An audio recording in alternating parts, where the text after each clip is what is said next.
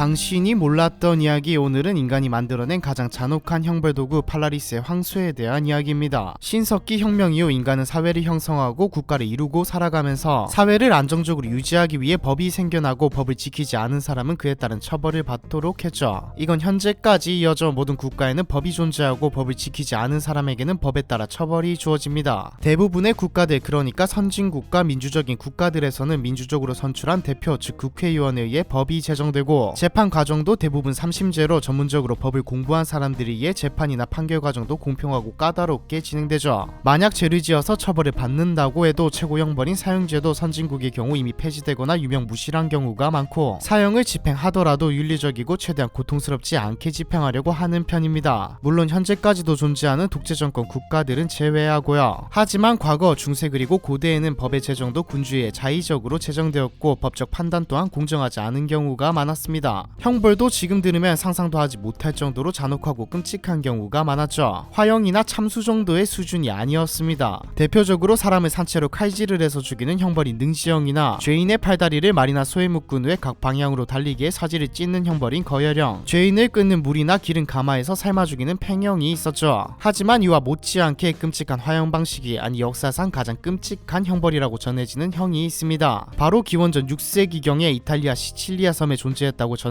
팔라리스의 황소라는 형벌이죠. 당시 시칠리아 섬에는 아크라가스라는 그리스의 폴리스가 있었는데 아크라가스의 군주는 그리스 전역에서 폭군으로 유명했던 팔라리스였습니다. 팔라리스는 오늘날 기준으로 하면 사이코패스라고 볼 수 있는 인물이죠. 특히 사람들이 고통스럽게 죽어가는 것을 보고 희열을 느낀 인물입니다. 하지만 사이코적 성향과는 다르게 정치적인 능력은 좋아서 팔라리스의 통치 아래 아크라가스는 상당한 번영을 누렸고 도시에 물을 공급하거나 훌륭한 건물을 세워 시민들의 지지를 받기도 했습니다. 하지만 사람의 타고난 성향은 어디 안 가죠. 팔라리스의 잔혹한 성향은 여전했고 권력에 대한 욕심 또한 아주 많았습니다. 그래서 자신에게 반대하는 인물들 그리고 정치적인 정적이거나 범죄자들을 잔혹하게 죽일 수 있는 도구를 만들기를 원했죠. 이건 단순히 사이코패스적 성향뿐만 아니라 공포감을 심어주려는 의도도 있었을 겁니다. 팔라리스는 그리스 아테네의 뛰어난 과학자이자 조각가였던 페릴라우스에게 지시해 사용도구를 만들도록 했는데, 팔라리스의 지시를 받고 페릴라우스가 만든 것이 노쇠로 된 황새 모양의 처형 도구였죠. 페릴라우스는 실제 황소의 크기를 본떠 그대로 만든 청동황소의 속을 비워 사람을 가둘 수 있도록 만들었습니다. 작동법은 처형 대상자를 안에 가둔 다음 황소 아랫부분에 불을 지펴 황소 안에서 천천히 태워 죽이는 방식이었죠. 정밀하게 설계된 소 입부분에는 근관을 만들어 놓았는데 안에 들어간 사람이 산채로 구워지면서 비명을 지르면 소 입에 연결된 근관이 울리며 황소가 우는 소리가 들리게 만들었습니다. 완성된 청동 황소는 처형 도구를 만들도록 지시한 팔라리스의 이름을 따서 팔라리스의 황소라고 불리게 되었죠. 직접 불에 태워 죽이는 것보다 더 잔인해 보일 수 있는데 그건 시각적인 부분이고, 당사자의 고통은 팔라리스의 황소가 훨씬 더 끔찍했습니다. 인간이 느끼는 고통 중에 가장 큰 고통이 자결통, 즉 불에 탈 때 고통이라고 하죠. 팔라리스의 황소를 사용하면 황소 안에 갇혀 몸을 움직일 수 없는 상태에서 황소가 뜨겁게 달아오르면서 서서히 익어갑니다. 노쇠 황소 구조상 열이 밖으로 빠져나가지 못하고 노쇠가 계속해서 뜨거워지기 때문에 열이 사람에게 계속 스며들어 마치 오븐에 익힌 것처럼 속까지 완전히 익어버리게 되죠.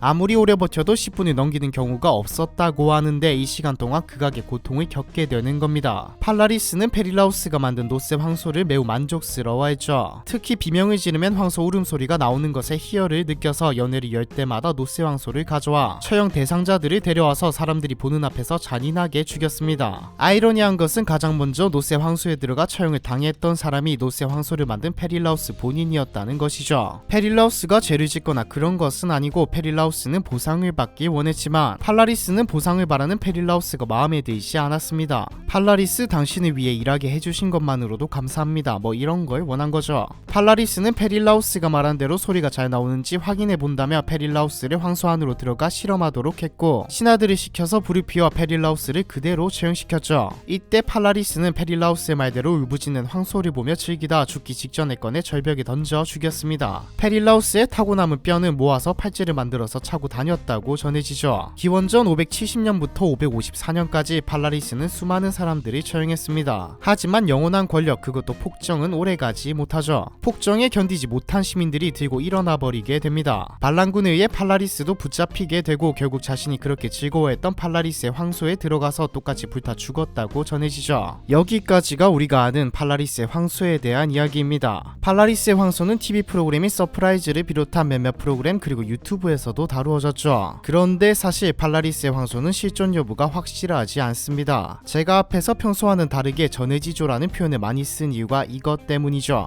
몇몇 영상과 자료들 심지어 해외의 설명들도 비명소리가 황소 울음소리처럼 들린다는 점 때문에 팔라리스의 황소가 관악기의 시초라고 하는데 이건 아예 잘못된 이야기입니다. 관악기의 시초라고 부를 만한 것들은 이전부터 존재했죠. 관악기는 BC 3500년에도 존재했다는 기록이 있습니다.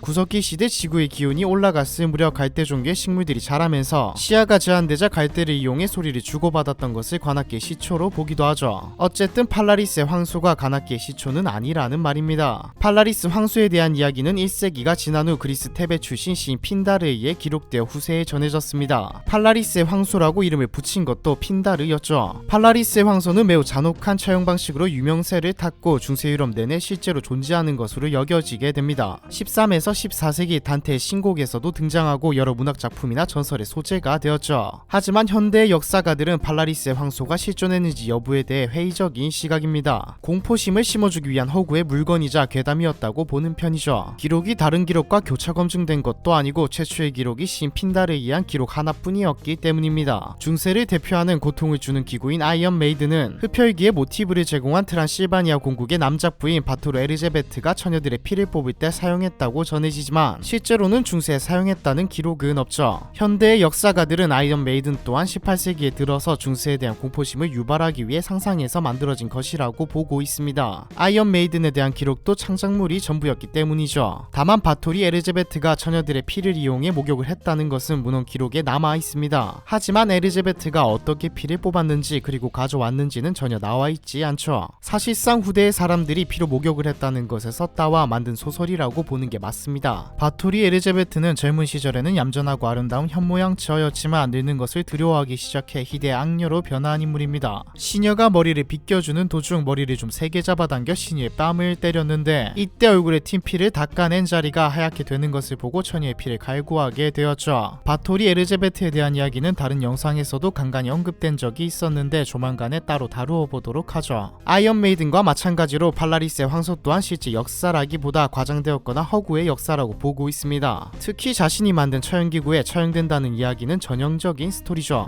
단두대를 만든 의사 기요틴이 단두대에서 사용당했다는 것이 실제로는 사실이 아닌 것처럼 말입니다. 하지만 여전히 고대를 대표하는 역사상 가장 잔혹한 처형도구의 하나로 전해지고 있고 여러 모형들이 만들어져 전시되고 있습니다. 심지어 영화 신들의 전쟁 등 많은 미디어에서도 등장하고 있죠. 그래도 사람들에게 공포와 환상을 심어주었다는 점에서 여전히 역사적으로는 큰 의미를 지니고 있다고 할 수 있습니다. 인간이 만들어낸 가장 잔혹한 형벌도구 팔라리스의 황소에 대한 이야기, 이번 편은 여기까지입니다.